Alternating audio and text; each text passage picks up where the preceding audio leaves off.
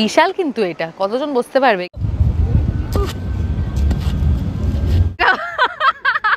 এটা হলো behind the scenes যখন আমারও ছবি তুলে দেয়।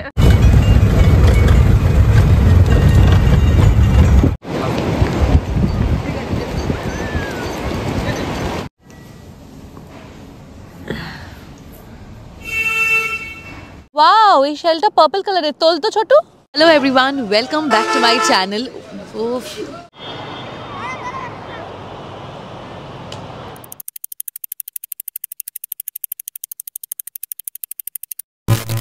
Hello everyone, welcome back to my channel Uronchondi মেঘনা। আজকে হলো 21 ডিসেম্বর 2024 শনিবার, আর তার মানেই হলো আমার আর রনিতের অফিসের অফ, আর আমরা আজকে চলে যাচ্ছি দীঘা। সেই দিন আমি আর রনিত উঠেছিলাম ভোরবেলা। খুব কমই হয় যে আমি আর রনিত এত সকালে উঠি। আসলে বেড়ানো এত পছন্দ, এর জন্য ঘুম স্যাক্রিফাইস করতে রেডি। সেদিন সকালটা আমাদের শুরু হয়েছিল বৃষ্টি দিয়ে, আর আকাশ ছিল মেঘে ঢাকা, কিন্তু সেটা আমাদেরকে আটকায়নি আমাদের গন্তব্যের দিকে এগিয়ে যাওয়ার থেকে। আর এসপ্ল্যানেড পৌঁছাতে পৌঁছাতেই দেখি শ্যামলীর বাস দাঁড়িয়ে, আর শ্যামলীর বাস স্ট্যান্ডে বেশ ভিড়। শুধু মানুষের না, পাখিরও বেশ ভিড় ছিল। এখন আমরা আছি এসপ্ল্যানেডে, আর এসপ্ল্যানেডে যে শ্যামলী বাস স্ট্যান্ডটা বানানো, আমরা এক্স্যাক্টলি ওখানেই বসে আছি। 1 ঘন্টা আগে পৌঁছে গেছি, বসে দেখছি লোকের কাণ্ড আর সব জিনিসপত্র কি হচ্ছে। Let's wait. জানি সবাইরই দীঘা ঘোরা, আমাদেরও দীঘা অনেকবার ঘোরা, কিন্তু এই শীতকালে আলাদা করে তো কোনো ছুটি পাবো না। ওই অফের দিনগুলোতে আপনাদেরকে বিভিন্ন জায়গায় নিয়ে যাব, ওগুলো দেখবেন, সাপোর্ট করবেন। আর দেখি এবার দীঘায় নতুন কি হয়েছে। 1 বছর তো হয়ে গেল আমাদের যাওয়া হয়নি, 1 বছরের বেশি ইনফ্যাক্ট। আপনারা ভিডিওটা লাইক করবেন অ্যান্ড শেয়ার করবেন অ্যান্ড সাবস্ক্রাইব করতে চ্যানেলটা একদমই ভুলবেন না। দেখতে থাকুন। শ্যামলীর একটার পর একটা বাস ছাড়ছিল আর লোকে উঠছিল। এগুলো ছিল আসানসোল আর শিলিগুড়ির বাস। এবার ফাইনালি দিয়ে দিয়েছে দীঘার বাস, আর আমরা চললাম বাসের দিকে।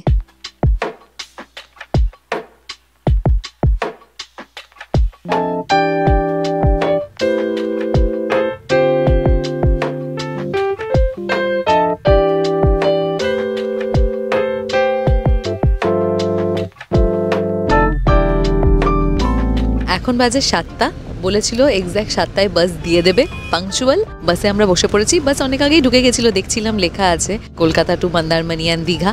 দীঘা যাওয়ার জন্য আপনারা পেয়ে যাবেন অনেক বাস।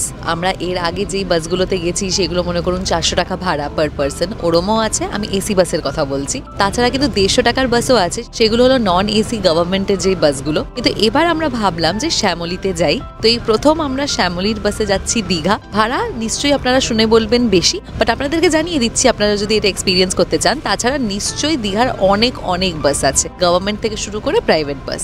এই বাসের ভাড়া নিয়েছে পার পার্সন, জিএসটি আর সব ইনক্লুসিভ হলো 819 রুপিস।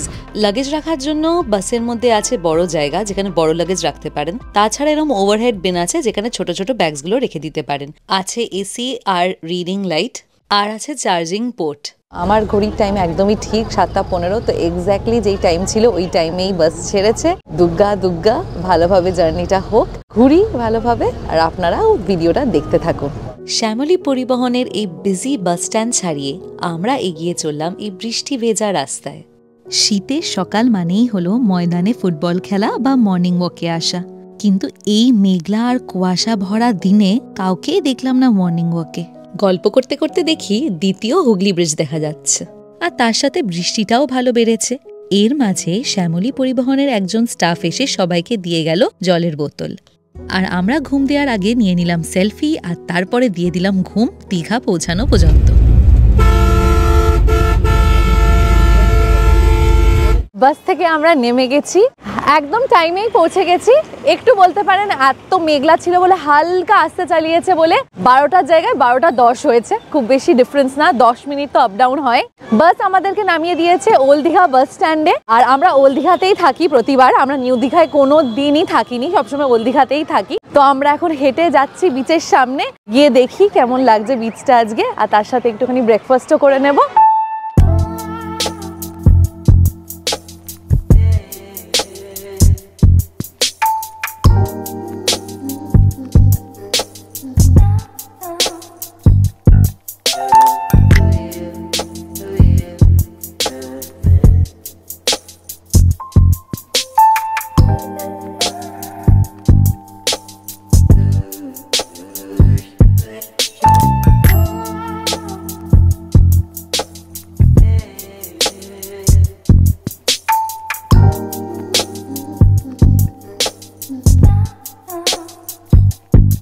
এসে গেছি বিচে, ওল্ড দীঘার বিচে এখন দাঁড়িয়ে। ভিড় দূর পর্যন্ত দেখা যাচ্ছে, মানে খুবই ভিড়, কেন এটা হলো পিক সিজন। শীতকালে আমি সেই ছোটবেলায় এসেছিলাম, নাহলে আমি সবসময় গরমকালেই দীঘাতে আসি, দুজনেই আমরা তাই করি। ঠান্ডা ঠিকঠাক, মানে অতটা ঠান্ডা লাগছে না, কিন্তু ভালো লাগছে, কমফোর্টেবল প্লেজেন্ট ওয়েদার। আর আজকে তো পুরো মেঘলা, তাই জন্য সূর্য তো কিচ্ছু দেখা যাচ্ছে না, যেই হরাইজনটা হয় ওই হরাইজনটা আর কিছু দেখা যাচ্ছে না। খুবই সুন্দর লাগছে, মনে হচ্ছে সমুদ্রটা যেন মেঘের সাথে পুরো মিশে গেছে। দেখে হয়তো মনে হতে পারে এটা ভোরবেলা, কিন্তু আসলে এটা দুপুর 12:30। যেমন ছিল ভিড় স্নানের জন্য, ওরমই ভিড় ছিল তেল মালিশের। আর যখন বাকিরা স্নান করে লাঞ্চ করতে যাচ্ছিল, আমি আর রনেত তখন করতে আসলাম ব্রেকফাস্ট। ওল্ড দীঘা সি বিচের এখানে যে দোকানগুলো আছে, আমরা ওখানেই একটা দোকানে এসেছি, ব্রেকফাস্টটা সেরে নিই, কেন ব্রেকফাস্টটা করে তারপরে আমরা চলে যাব হোটেলে। অর্ডার দিয়ে দিলাম কচুরি। দীঘাতে এরা এটা কচুরি বলে, কিন্তু আসলে কিন্তু এটা লুচি তরকারি। তার সাথে দিয়েছিলাম সিঙ্গেল ডিমের অমলেট। আর খাবারের গন্ধ পেয়েই শুধুমাত্র কুকুর না, এখানে গরু এসে হাজির। মাত্র 80 টাকায় বেশ ভালোই ব্রেকফাস্ট হয়ে গেল। এবার যাওয়া যাক হোটেলের দিকে।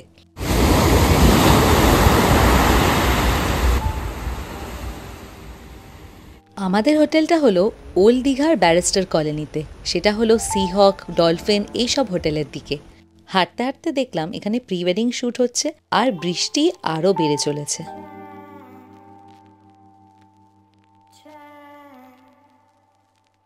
রাস্তাটা ক্রস করতে হবে, আর ঠিক এই গলিটা যেখানে সিগাল হোটেল, ওখান দিয়ে হেঁটে চলে যেতে হবে। এসে গেছি আমাদের হোটেলে। হোটেলের নাম হলো হোটেল মারিন ব্লু। হোটেলটা বাইরে থেকে এরম দেখতে, একদম সি কোস্ট হোটেলের পাশে। এইটা হলো হোটেলের রিসেপশন অ্যান্ড লবি।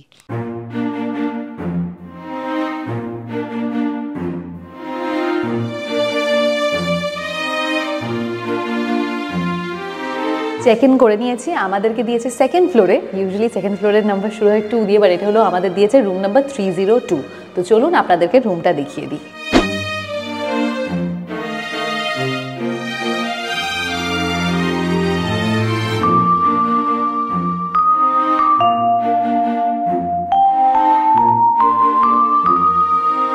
এটা হলো রুম নাম্বার 302। বেড আছে, কিং সাইজ বেড, বেশ সুন্দর বেড মেকিংটা করেছে, ভালো লাগছে। ক্লিন টাওয়েলস দিয়েছে, এখানে বেসিক শ্যাম্পু অ্যান্ড সোপ যেটা দিয়েছে। মিরর আছে, ভালো, ফুল দেখা যাচ্ছে, ফুল লেন্থই বলা যায়, কেন যে একটু পিছিয়ে গেলে ফুল দেখাই যাবে। এখানে সাইডে একটা ওয়ার্ড্রোব আছে। এখানে আছে হলো টিভি, সেট আপ বক্স আর মেনু। এখানে সোফা। এখানে উইন্ডো আছে, উইন্ডোর থেকে আমার মনে হয় পাশে সি কোস্ট বা সিগাল কোনো একটা দেখা যাচ্ছে। সি কোস্ট দেখা যাচ্ছে, আমাকে অনেক পিছন থেকে ইশারা করে দিল। আর এখানে ব্যালকনি আছে, এই যে ব্যালকনি, ভালো বেশ বসার জায়গা আছে, বাট কোনো ভিউ নেই। ওইদিকে পুলটা দেখা যাচ্ছে, তাছাড়া পাশের হোটেল দেখা যাচ্ছে, সি কোস্ট দেখা যাচ্ছে। এখানে ভ্যানিটি কাউন্টার, বেসিন আছে, মিরর আছে, বড়, বেশ ভালোই ওয়াশরুমটা, বড় আছে। গিজার আছে, তো কোনো অসুবিধা নেই, ওরা গিজার সেন্ট্রালি অনও করে দিয়েছে, আর এখান থেকেও সুইচ দেওয়া আছে। পরিষ্কার আছে ওয়াশরুম। আমরা রেডি হয়ে গেছি, এবার বেরোবো, স্নান ডান। এবার যাওয়া যাক প্রথমে লাঞ্চে। লাঞ্চ আমরা এই হোটেলে করব না, কারণ ব্যাপারটা হলো আমাদের খুব পছন্দ হলো সি হক আর হোটেল ডলফিনের খাবার। এই হোটেল ডলফিনে বাঙালি খাবার খুব ভালো পাওয়া যায়, আর সি হকে চাইনিজ খাবার খুব ভালো পাওয়া যায়। তাই জন্য এখন আমরা হোটেল ডলফিন যাবো, বিকজ ওখানে বাঙালি খাবারটা দুপুরবেলা খেতে খুব ভালো লাগে। So let's go. এসে গেছি আমরা হোটেল ডলফিনে, আর এইটা হলো ওদেরই করিডোর, যেখানে গ্রাউন্ড ফ্লোরে সব রুমসগুলো আছে, আর এই আমরা প্রবেশ করছি ওদের রেস্টুরেন্টে। অর্ডার দেওয়া হয়ে গেছে। কি কি অর্ডার দিয়েছি একটু শর্টে বলে দিচ্ছি। ভাত, ডাল, আলু ভাজা, চিকেন কষা আর মাটন কষা। খাবার প্রতিবারই ভালো হয়, এবারও এক্সপেকটেশন সেম। আর কি ফ্রেশ লাইম সোডাও আছে। ও, ফ্রেশ লাইম সোডা আছে, বাট ওটা নাকি বানাতে টাইম লাগবে। সো লেটস সি ওটা টাইমে দিতে পারে কিনা। হোটেল ডলফিন কিন্তু খুব নামকরা হোটেল, আর আমরা এই হোটেলে আগেও থেকেছি, এবারও থাকতে পারতাম, কিন্তু ভাবলাম একটা নতুন কোনো হোটেল ট্রাই করি আর আপনাদেরকে রিভিউ দিই। সুস্বাদু খাবার এসে গেছে। সব থেকে প্রথমেই হলো ঝুরঝুরে আলু ভাজা, তার সাথে আছে ডাল। আর আমার খুব সুন্দর লাগে এখানে ডালটা এরকম একটা বালতির মধ্যে দেয়, ভাবছি নিজের বাড়ির জন্যও কিনবো। এরপর এখানে আছে চিকেন কষা, আর কবজি ডুবিয়ে খাবো বলে এসে গেছে মাটন কষা। আর এই সব কিছু খাবো দেহরাদুন চালের রাইস দিয়ে।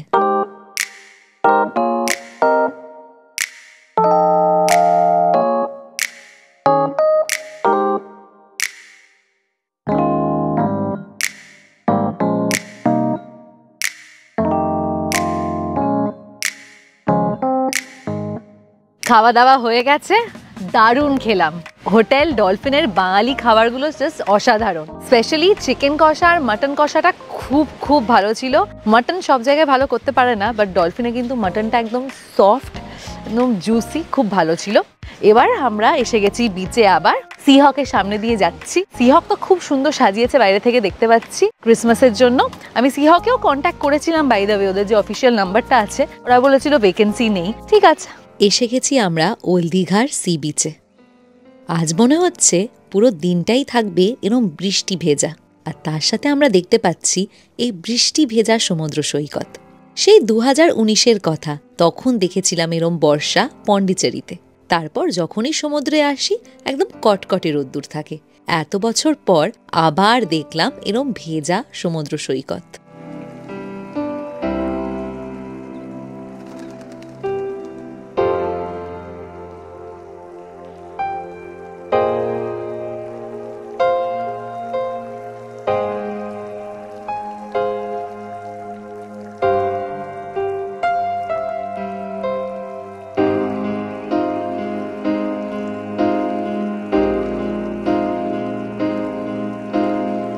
ওফ, দারুণ লাগছে। এইটা ভেবে কোনোদিন কষ্ট পাবেন না যে ইস বৃষ্টি হচ্ছে কিভাবে ঘুরবো। যে অপরচুনিটিটা পাচ্ছেন সেটা ইউজ করুন। বৃষ্টি হচ্ছে তাতে কি প্রবলেম, একটা অন্যই এক্সপিরিয়েন্সটা সহজে দীঘায় হয় না। কোনোদিন আমি পাইনি দীঘাতে এরম বৃষ্টি। রনেট একবার পেয়েছিল, ও যখন ওর ভাই আর মায়ের সাথে এসেছিল, কিন্তু সেটা ছিল কোনো একটা সাইক্লোন আসছিল, মানে খুব ভয়ঙ্কর ঝড়। বাট এটা কিন্তু ওইরকম না, এটা খুব সুন্দর। মানে দীঘাটা বৃষ্টিতে এক্সপিরিয়েন্স করা একটা অন্যই ব্যাপার।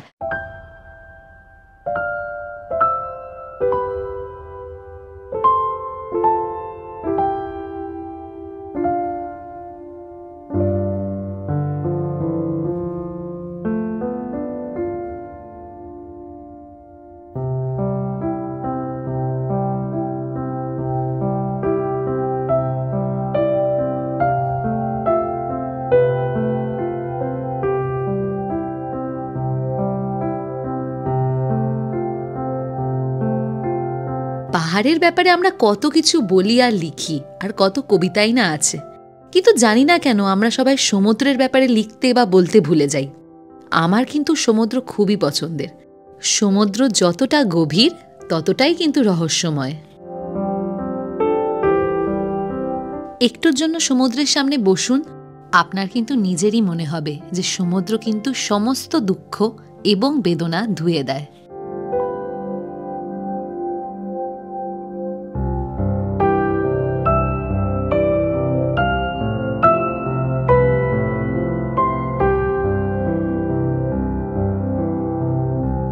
এবার আমরা যাচ্ছি নিউ দীঘাতে। আমি আর রনেট যখনই দীঘা আসি, যেটা বললাম ওল্ড দীঘাতে থাকি, কিন্তু নিউ দীঘাটা কিন্তু আমরা হেঁটেই যাই, ওটা আমাদের পছন্দ, লাঞ্চ করে এরকম হেঁটে যাওয়া। কিন্তু প্রতিবার এই টাইমেই যাই। এখন বাজে 4:30। অন্য সময় 4:30 নাগাদ রোদ্দুর থাকে, আর সানসেটের সময়টায় যাই। আজকে যেহেতু এতটাই মেঘলা, তাই জন্য আজকে দেখে লাগছে না এখন সবে 4:30 বাজে, কিন্তু আমরা কিন্তু অ্যাকচুয়ালি সেই লাঞ্চের পর হেঁটে হেঁটে নিউ দীঘাই যাচ্ছি। অন্য সময় এটাও হয় যে আমরা নিচ দিয়ে হেঁটে হেঁটে যাই, পুরো বালির ওপর দিয়ে। অনেকবারই হয়েছে বল, আমরা পুরো সেই ওল্ড দীঘার থেকে পুরো বালি দিয়ে হেঁটে হেঁটে, মানে জলের ওপর দিয়ে সেই জল ঠেলতে ঠেলতে আমরা পুরো নিউ দীঘা পর্যন্ত গেছি। আজকে জলের একদমই, জল খুবই কম, জলের ওরম স্রোত নেই, কিন্তু আজকে জলটা অনেকটা তাড়াতাড়ি আগে এগিয়ে এসছে। অন্য সময় 4:30 নাগাদ এতটা জল আসে না। আমরা এখন নিউ দীঘার এখানে, নিউ দীঘার ওল্ড দীঘার মাঝখানে যে মন্দিরটা, ঠিক ওই জায়গাটাতে, মন্দিরটা দেখিয়ে দিই।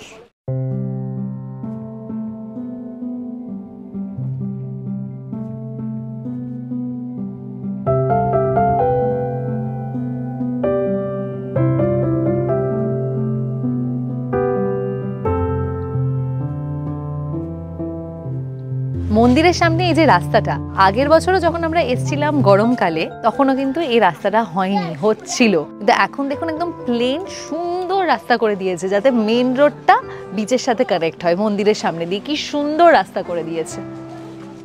আর এই যে টাওয়ারটা দেখছেন, তখন আমরা কলেজে, তখন আমি আর রনেট যখন দীঘায় এসেছিলাম, এই টাওয়ারটাতে আমি জানি না কতটা ওঠা অ্যালাউড ছিল কি ছিল না, কিন্তু আমরা কিন্তু উঠেছিলাম। উঠতে কি আরাম লেগেছিল, কেন ওপরে খুব জোরে হাওয়া দিচ্ছিল। এই সমুদ্রের হাওয়াটা ওপর পর্যন্ত এত জোরে আসছিল, ফর সেকেন্ড মনে হচ্ছে যে হাওয়ার জন্য আমরা পড়ে না যাই, মনে আছে? এত জোরে হাওয়া দিচ্ছিল।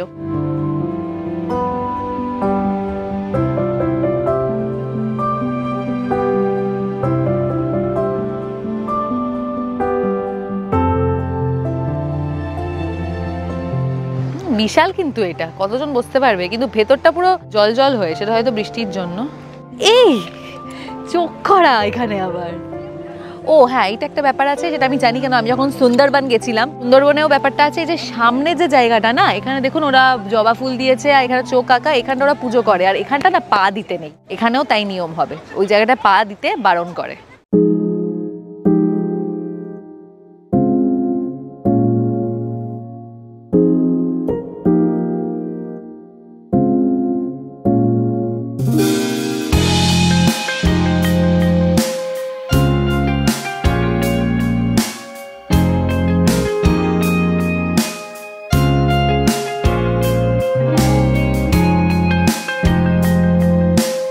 হাঁটতে হাঁটতে ফাইনালি আমরা নিউ দীঘা পৌঁছে গেছি। সব লাইট জ্বালানো হয়ে গেছে, অন্ধকার, বাজে এখন 5:22, কিন্তু অন্ধকার হয়ে গেছে। শীতকাল তো, তার উপর এরকম বর্ষা, বাহ খুব সুন্দর লাগছে। কিন্তু অবাক হবেন শুনে, এই ঠান্ডাতে, এখন কিন্তু বেশ ঠান্ডা লাগছে, এই ঠান্ডাতে এখনো লোকেরা স্নান করছে এই অন্ধকারের মধ্যে। ইনফ্যাক্ট নিউ দীঘাতে যে ওয়াটার স্পোর্টসগুলো হয়, বানানা রাইড বা অন্য জেট স্কি, ওইগুলো কিন্তু এখনো করছে এই অন্ধকারের মধ্যে। ব্যাপারটা খুবই রিস্কি, আমার অনুযায়ী ওয়েট করে কালকে করলো সকাল সকাল, কেন যে এখন যে হিসাবে অন্ধকার হয়েছে, যদিও বা লাইফ জ্যাকেট নিয়ন কালারের হলেও আমার মনে হয় খুবই রিস্কি, কিন্তু এখনো করছে দেখলাম। নিউ দীঘাতে এখন আস্তে আস্তে সব মার্কেট খুলছে, বসছে। আর রনেতের সোয়াল খুব পছন্দ। ওল্ড দীঘাতে একটা জায়গা আছে, কিন্তু সব সময় পাওয়া যায় না। নিউ দীঘা থেকে আমরা আগেও খেয়েছি, তাই জন্য এখানে যে কোয়ালিটির যে সোয়ালের দোকানগুলো আছে, ওখান থেকে রনেত সোয়াল খাচ্ছে। আমি দেখি কি খাবো, যেহেতু ঠান্ডা ঠান্ডা, আমি গরম গরম কিছুই খুঁজছি, মোমো বা অন্য টাইপের কিছু দেখি।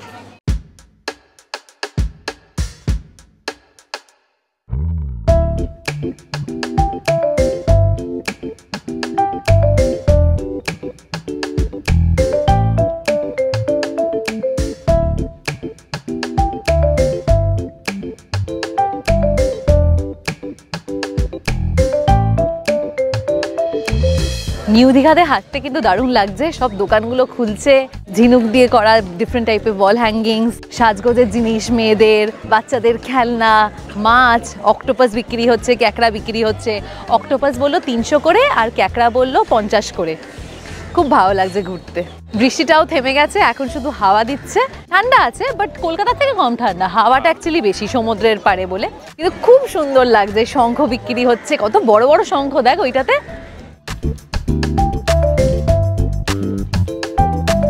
আমার পার্সোনালি ফ্রিজ ম্যাগনেট নেওয়া খুব পছন্দ, খুব ভালো লাগে। আমার মনে হয় যেন পুরো ফ্রিজটা ভর্তি হয়ে যাক বিভিন্ন জায়গার ম্যাগনেটস দিয়ে। দীঘার ছিল না, দীঘায় এতবার এসছি কিন্তু কোনোদিন ফ্রিজ ম্যাগনেট পাইনি, হঠাৎ করে দেখতে পেলাম বলে নিয়ে নিলাম, দুবারির জন্যই।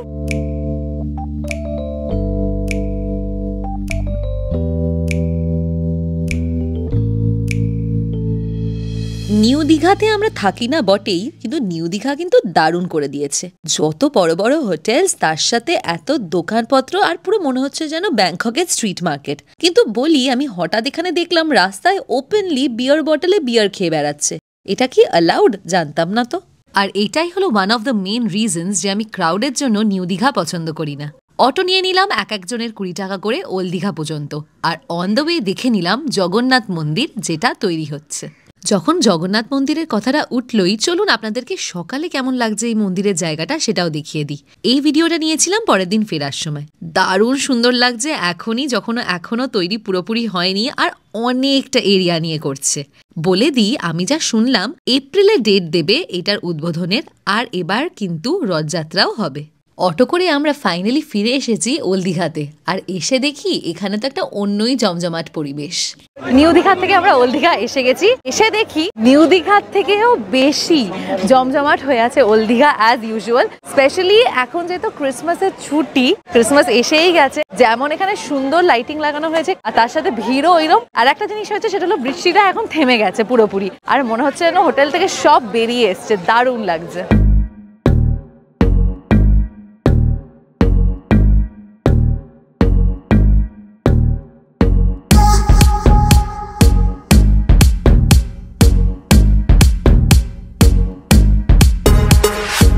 দারুণ লাগছে। অন্য সময় এই বিশ্ব বাংলা যেখানে বানানো এগুলোতে আমরা ঘুরি বা বসি আর বাইরেটাই খাবার দাবার থাকে, এখন ছোট ছোট ফুচকা ঘুগনি সবকিছু এর ভেতরেও বসে পড়েছে। আর আমরা এত আসি দীঘা, আমরা খুবই আসি, কিন্তু এবারে ভিড় অন্য লেভেল।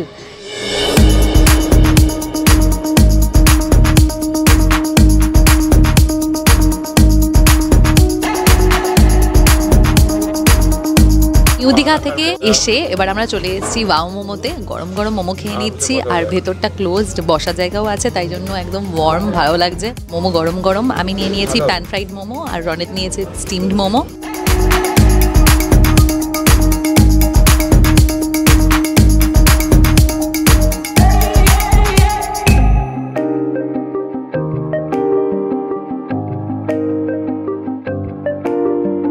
বছরে যে কোনো সময় দীঘা আসুন, দীঘা সত্যিই সুন্দর লাগে আর এরম জমজমাট লাগে, কিন্তু এই ক্রিসমাসের জন্য যেন আরও জায়গাটা উজ্জ্বল হয়ে উঠেছে।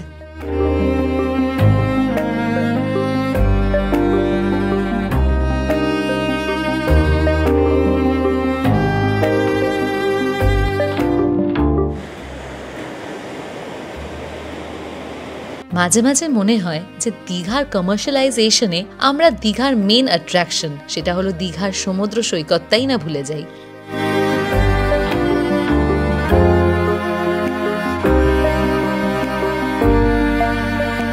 এখন আমরা ওল্ড দীঘার যে বিচে, একদম বিচে নেমে পড়েছি। ওপরে যে বসার জায়গাগুলো আছে তার থেকেও নেমে পড়েছি। এখন লো টাইড চলছে, আমরা এখন একদম বিচে নেমে আছি, বালিতে দাঁড়িয়ে আছি। খুব ভালো লাগছে, পুরো ভিড় আজকে ওল্ড দীঘা, খুব সুন্দর লাগছে। ক্রিসমাসের লাইট লাগানো, বারবারই বলছি, মানে একটা অন্য এক্সপিরিয়েন্স। শীতের দীঘা একটা অন্যই পুরোপুরি এক্সপিরিয়েন্স, আলাদাই এক্সপিরিয়েন্স। দীঘা যে সমুদ্রের যে হাওয়াটা শীতকালে দেখছি ওটা নেই, জাস্ট উইন্টার বলে এত ভালো লাগছে, কিন্তু সমুদ্রের কোনো হাওয়ার নেই, সমুদ্রের শুধু আওয়াজ পাচ্ছি।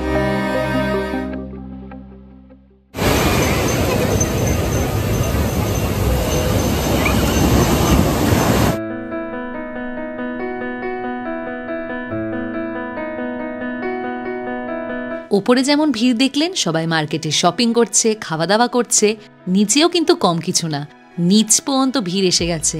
এখনো কিন্তু সমুদ্রের জলে সবাই পা ভেজাচ্ছে।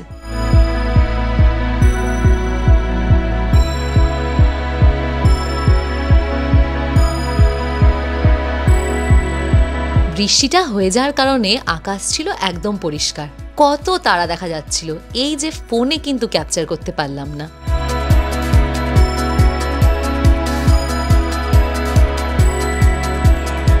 জল ছিল কনকনে ঠান্ডা, তবুও কিন্তু আমরা অনেকক্ষণ সমুদ্রে দাঁড়ালাম আর দিয়ে চলে আসলাম ওল্ড দীঘার মার্কেটে।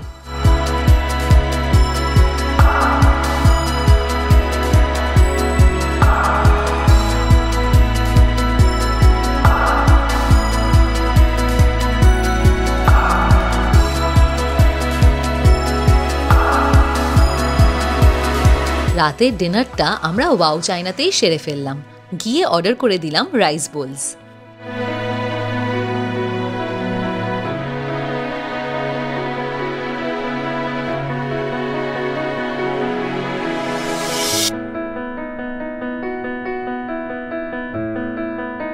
এবার ছিল হোটেল ফেরার পালা।